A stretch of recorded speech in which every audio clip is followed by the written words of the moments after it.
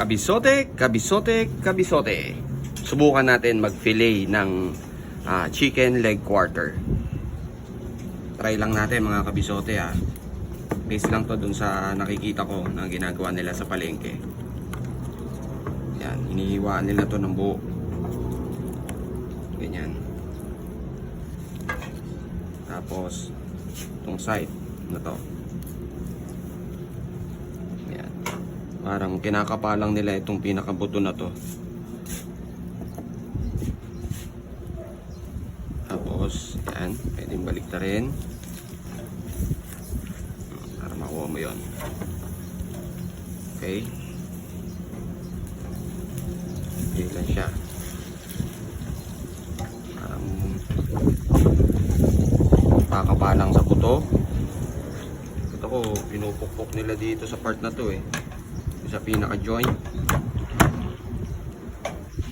Yan, pinupukpok sila dyan para mag-iwalay.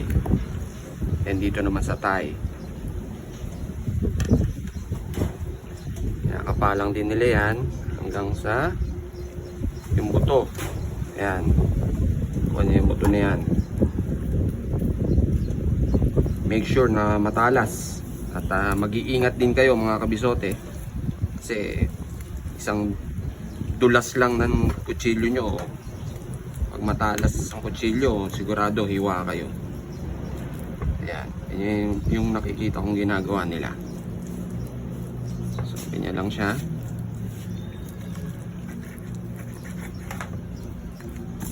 Dito, sa part na to, ginaganyan lang din nila.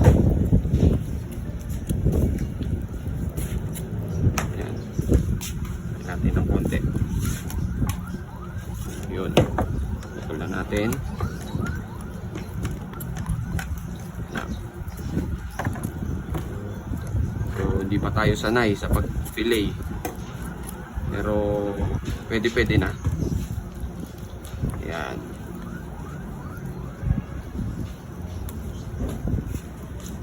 Yun, makikita mo yung mga buto-butong puti na yun.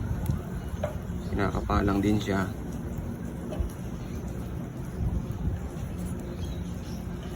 Okay.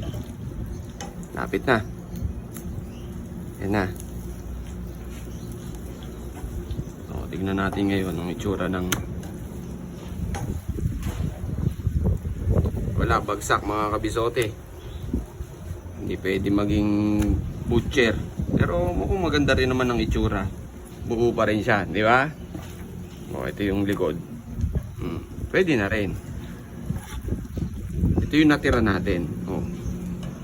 So, itong natira na to, pwede natin itong gamitin pang sabaw natin. Mamaya. Abangan nyo yan, kabisote ha. So, ayan, kabisote. Na-fillet na natin lahat ng ating chicken thigh. Leg quarter. Sisison naman natin to ng salt. Yan. Hindi na tayo magmamarinate. Ire-recta na natin siya mga kabisote. Lagyan natin ng pepper. Yan. Yun lang mga kabisote.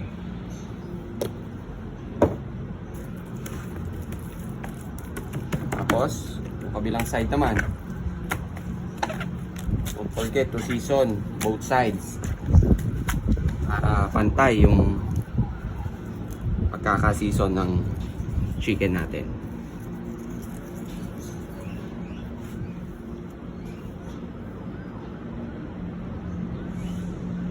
Okay, ayan mga kabisote. So ayan, same pan na pinagprituhan ng itlog natin. Pan fry natin to chicken. Skin side down.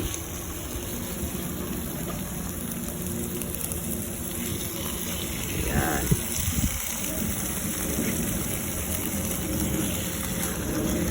Ang aim natin dito, magkaroon siya ng browning. Again, mga kabisote. So ayan, after mga 2 minutes, check na natin. Yun, saktong-sakto mga kabisote. Yan yung aim natin. Yan. Crispy na yung balat niya. So, hayaan pa natin yan ng another 2 minutes para maluto naman yung kabilang side. Pero naman, kabisote, meron tayo ditong lemongrass. Yung more on white part ang gagamitin lang natin dito. First, kailangan muna natin itong pitpitin.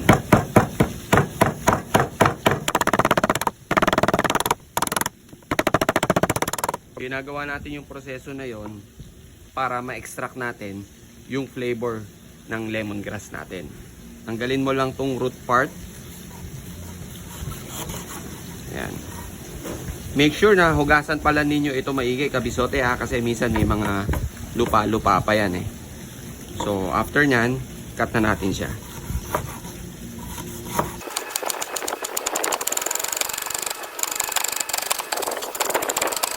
Tayo ditong ginisang sibuyas, celery, bell pepper, at carrots. Gagawa tayo ng sabaw doon sa mga buto nung Thai fillet natin. So after natin magisa at umumoy na hanggang kapitbahay, lagay mo na yung mga buto ng manok. Ayan, kabisote. Ano yung mga buto? Timpla na natin ang patis. Patis yung pagtitimpla natin para mas malasa siya mga kabisote. Paminta. Saka natin sasabawan. Wow. Tapos saka natin lalagyan ng itlog. Ayan. Smekos mo lang. Hindi na tayo maglalagay ng pampalapot. Sabaw talaga yung hinahabol natin. Tapos finishing touch nyan, yung dahon ng celery. Yan. Napakalasa niya mga kabisote. Diba? Meron na tayong sabaw at hindi na sayang yung mga buto-buto ng manok na galing doon sa Thai fillet natin. Ayos ba mga kabisote? Sana nagustuhan ninyo. Salamat! Mga kabisote, nilipat lang natin para isang batch na natin maisasalang. Lagyan na natin tong lemongrass at garlic natin.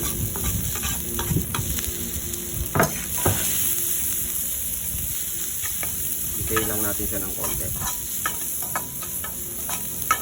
Bango ng amoy. Tapos ibalik natin tong chicken.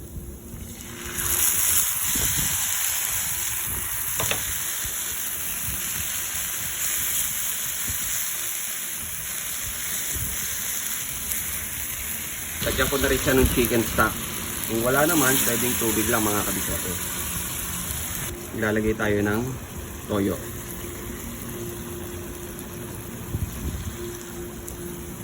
Ayan. At mga 1 tablespoon ng brown sugar. Ayan. So, ang aim natin dito, mag-thicken yung sauce natin. Hayaan lang natin siyang ma-simmer for 10 minutes. So ito na yung final touch natin. Lagay tayo ng kalamansi or lemon. Ayan, okay na tong lemongrass chicken natin mga kabisote. Kung nagustuhan mo at nakatulong sa iyo ang recipe na to, paki-follow, like and share mo na rin para makatulong din sa iba mga simpleng recipe ni Kabisote. Maraming salamat nga pala ulit sa walang sawang pagsuporta ninyo kay Kabisote. Oh, ano pang hinihintay mo, Kabisote? Tara, kakain na!